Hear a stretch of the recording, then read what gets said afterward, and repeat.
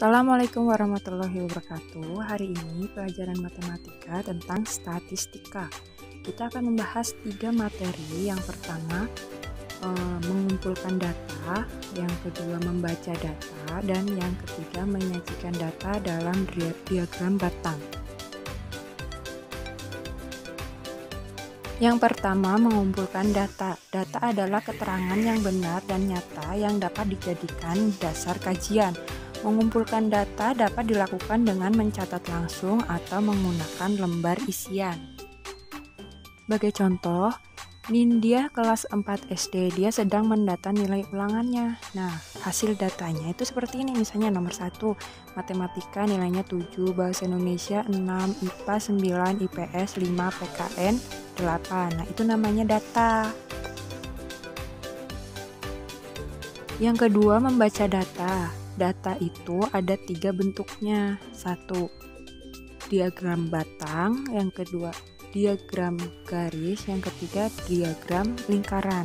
Bisa dilihat ya, diagram batang itu yang kotak-kotak, garis cuma garis, lingkaran berbentuk lingkaran. Di kelas 4 ini kita hanya membahas tentang diagram batang. Nah, bisa dilihat dari data ulangan Nindya yang tadi, kita bisa masukkan ke diagram batang.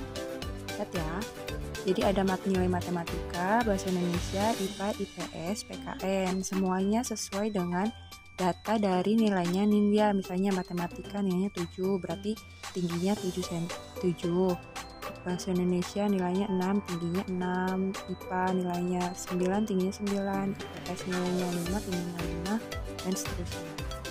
Yang ketiga, menyajikan data dalam bentuk diagram batang. Ini cara membuat diagram ya.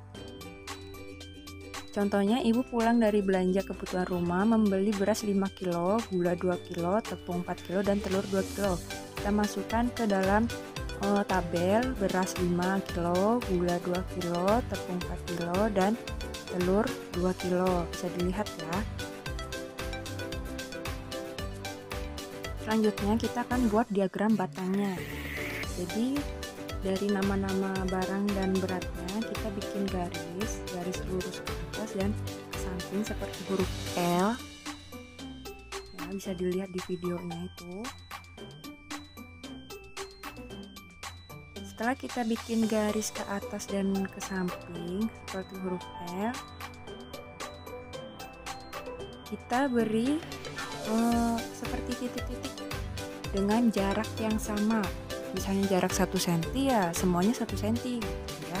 Nggak boleh berbeda-beda, jaraknya harus sama.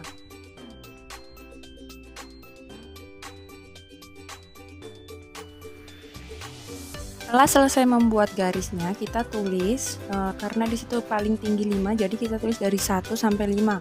1, 2, 3, 4, 5. Yang bagian bawah sama juga ya, di garis dan diberi nama sesuai dengan nama barangnya, beras, gula, tepung, dan telur. Setelah itu, kita buat garis lurus ke atas sesuai dengan berat dari benda tersebut. Misalnya yang pertama, beras, beratnya 5. Jadi kita buat 2 garis panjangnya 5 cm dan nanti kita sambungkan garis-garis tersebut menjadi sebentuk batang. Dan semuanya dilakukan di setiap nama barang. Gula 2 kilo berarti ditulis 2 cm di situ ya. Dibuat sebuah kotak persegi panjang seperti batang, tingginya 2 cm. Begitu juga dengan tepung dan telur. Nah, selanjutnya hasilnya akan seperti ini. Kalian bisa kan ya? Nanti ada soalnya, oke? Selamat belajar.